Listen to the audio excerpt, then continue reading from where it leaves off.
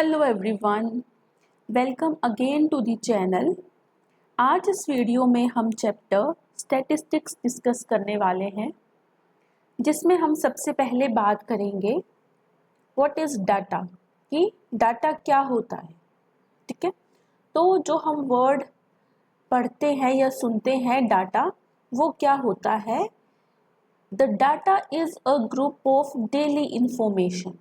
ठीक है, जैसे नॉर्मली हम डाटा किसको बोलते हैं, किसी भी चीज़ की जब हम कलेक्शन या इंफॉर्मेशन को हम ग्रुप में रखें उसको, तो उसको डाटा बोला जाता है। The data is a group of daily information. जो भी इंफॉर्मेशन है उसको अगर हम ग्रुप में रख दें तो उसको क्या बोलेंगे, उसको हम डाटा बोल देंगे। ठीक है, और ये डाटा कितने टाइप्स का है, दो टाइप्स का डाटा हम डिस्कस करने वाले हैं। ठीक है, फर्स्ट है हमारा अनग्रुप्ड डाटा और सेकंड है ग्रुप्ड डाटा। अनग्रुप्ड डाटा कब होता है, when the data presented is random and is not prepared according to some order.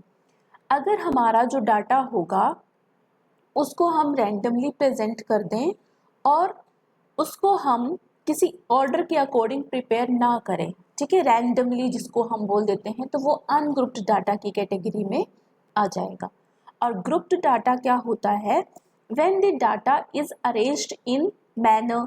अगर किसी मैनर में या किसी हम ऑर्डर में डाटा को अरेंज करें, जैसे असेंडिंग ऑर्डर में कर दिया, डिसेंडिंग ऑर्डर में कर दिया, तो उसको हम क्या बोल देंगे, ग्रुप्ड डाटा बोल देंगे। ठीक है, इसके बाद नेक्स्ट टर्म है हमारी फ्रीक्वेंसी। फ्रीक्वेंसी क्या होती है, the number of times an observation occurs is called its frequency.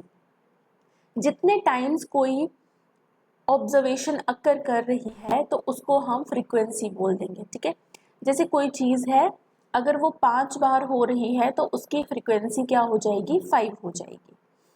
ठीक है, इसके बाद क्लास इंटरवल क्या होती है। Class intervals are the groups in which all the observation are divided. Class intervals क्या होते हैं, ऐसे ग्रुप्स होंगे जिसमें सारी ऑब्जर्वेशन को डिवाइड किया जाता है। ठीक है, lower limit and upper limit. Each class interval is bounded by two figures which are called class limits. अब जो ये क्लास इंटरवल हमने पढ़ी, डिवीजन जो हमने ये पढ़ा, इनको दो फिगर से बाउंड किया जाता है जिनको क्लास लिमिट बोलते हैं। दो फिगर्स है तो एक को लोअर बोलेंगे और एक को अपर बोलेंगे। ठीक है, the left side figure is called lower limit and the right side figure is called upper limit.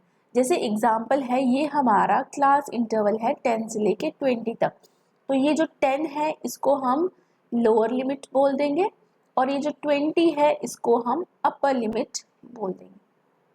ठीक है, इसके बाद है class mark, the mid point of the class interval. Class interval का जो मिड पॉइंट होता है उसको हम क्लास मार्क बोलते हैं। ठीक है, जैसे इसको अगर फाइंड आउट करना है तो क्या करेंगे, lower limit plus upper limit और डिवाइडेड बाय 2। ठीक है, तो ये मिड पॉइंट आ गया इसका। क्लास साइज क्या होता है, the difference of upper limit and the lower limit. अगर हम अपर लिमिट और लोअर लिमिट को माइनस कर दें तो क्या आ जाएगा, हमारा क्लास साइज आ जाएगा। ठीक है, ये लिखा है कि class size is equal to upper limit minus lower limit. ठीक है, तो क्लास मार्क भी हमने ध्यान में रखना है और क्लास साइज भी हमने ध्यान में रखना है। ठीक है, इसके बाद एग्जाम्पल है, what is the class mark of the interval this. ये हमारे पास इंटरवल है 12.5 से लेके 17.5। यहाँ पे 12.5 जो है वो हमारी लोअर लिमिट है और 17.5 जो है वो अपर लिमिट है। ठीक है, तो इसमें हमने क्या निकालना है, क्लास मार्क निकालना है। तो क्लास मार्क का फॉर्मूला हमने अभी ऊपर पढ़ा कि लोअर लिमिट और अपर लिमिट को ऐड कर देना है और 2 से डिवाइड करना है। ठीक है, तो हमने 12.5 को 17.5 में ऐड किया और 2 से डिवाइड किया तो 15 हमारा जो है क्लास मार्क आ गया। ठीक है, इसके बाद अब हम पढ़ेंगे मीन क्या होता है। ठीक है, मीन है हमारा the mean of a distribution is the nearest central value of variable. ठीक है, ये तो डेफिनेशन है, लेकिन जब हम मीन को फाइंड करते हैं उसके फॉर्मूलाज जो होते हैं वो हमें जनरली याद रखने होते हैं। ठीक है, तो मीन क्या होता है किसी डिस्ट्रीब्यूशन का? हमारे पास कोई डिस्ट्रीब्यूशन दी होगी, ठीक है, ऑब्जर्वेशंस हमारे पास गिवन होंगी, उसमें हमने क्या देखना है कि मीन हमारा nearest central value of variable होता है, और इसको हम अरिथमेटिक मीन भी बोलते हैं। मीन बोलो चाहे अरिथमेटिक मीन बोलो, एक ही बात है। ठीक है, अब फाइंड करने के लिए मीन की वैल्यू सबसे पहले हमने देखना है कि डाटा अनग्रुप्ड है या ग्रुप्ड है। ठीक है, अनग्रुप्ड डाटा के लिए क्या होता है हमारा formula, mean is equal to x1 plus x2 up to so on xn। अगर हमारे पास x1 से लेके xn तक n ऑब्जर्वेशंस गिवन है और उसको डिवाइड करना है n के साथ। ठीक है, तो इसको हम समीशन x भी लिख सकते हैं और डिवाइडेड बाय n। तो ये हमारा अनग्रुप्ड डाटा का मीन निकालने के लिए फॉर्मूला आ गया। इसके बाद अगर डाटा हमारे पास ग्रुप्ड है, ठीक है, तो इसमें क्या होगा कि x1, x2, x3 up to so on xn हमारे पास n ऑब्जर्वेशंस होंगी, और क्या होगा साथ में फ्रीक्वेंसीज गिवन होगी f1, f2, f3 up to so on fn। ठीक है, ये डाटा क्योंकि ग्रुप्ड है, तो इसका जो फॉर्मूला हो जाता है वो फॉर्मूला हमारे पास हो जाएगा मीन का f1 को x1 से multiply plus f2 x2 plus f3 x3 plus up to so on fn xn, और डिवाइड हमने करना है f1 plus f2 plus f3 plus up to so on fn, और इसको हम लिख सकते हैं समीशन fx बाय n के। ठीक है, तो ये दो फॉर्मूले जो हैं वो हमने याद रखने हैं। If class interval given then first find x that is mid value of class interval. अगर हमारे पास क्लास इंटरवल गिवन होगी तो हमने क्या करना है, फाइंड करनी है सबसे पहले x की value that is mid value of the class. तो हमने मिड वैल्यू सबसे पहले फाइंड आउट कर लेनी है, उसके बाद हमने प्रोसीड करना है आगे। ठीक है, जैसे एग्जांपल है हमारे पास mean source of 6 students in an examination is, mean जो है वो हमारे पास यहाँ पे है 48 जो है वो मीन हमारे पास स्कोर दिया गया है 6 स्टूडेंट्स का। ठीक है, मीन गिवन है यहाँ पे। If the individual scores of 5 students, अब 6 स्टूडेंट्स में से 5 स्टूडेंट्स का इंडिविजुअल स्कोर भी हमें गिवन है 45, 58, 50, 54 एंड 49।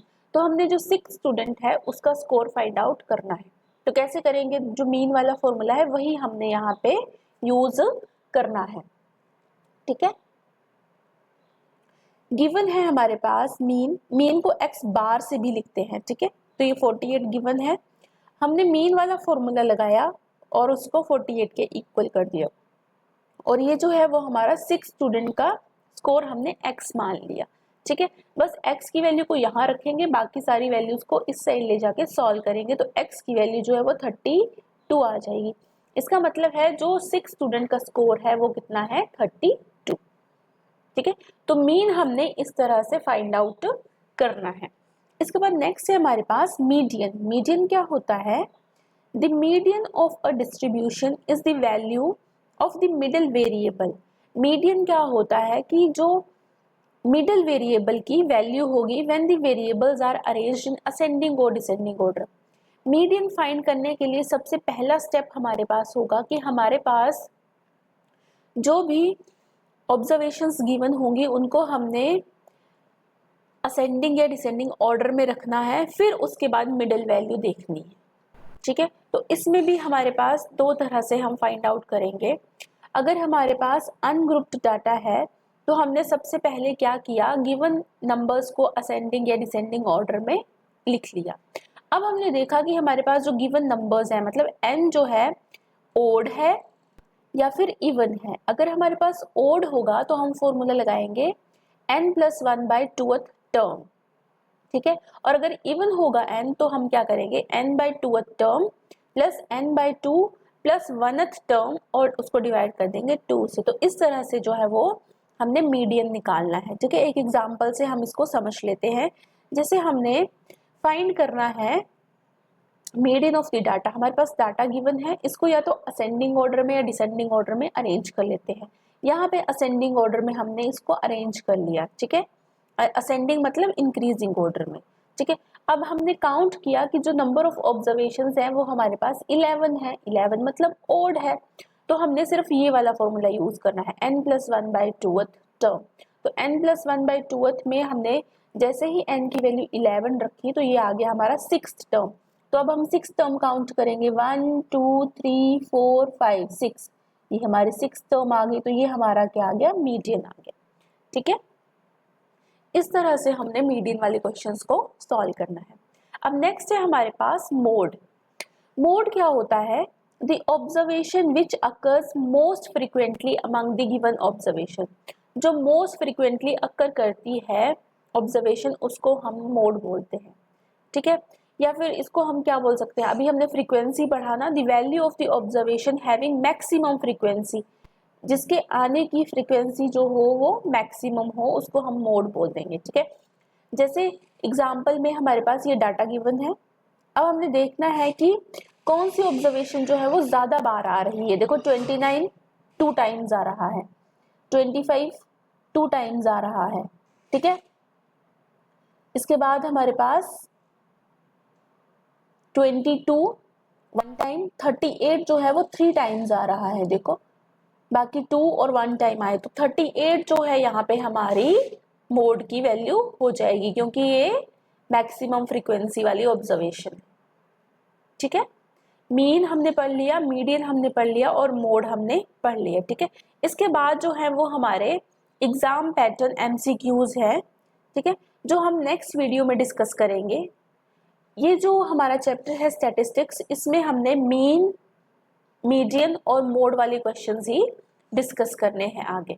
ठीक है, आई होप आपको यहाँ तक समझ में आया होगा कि अगर हमारे पास डाटा गिवन है, सबसे पहले हमने देखना है कि हमारे पास अनग्रुप्ड डाटा है या ग्रुप्ड डाटा है, उसके अकॉर्डिंग हमने मीन, मीडियन और मोड वाला फॉर्मूला यूज करके हमने वैल्यूज फाइंड आउट करनी है।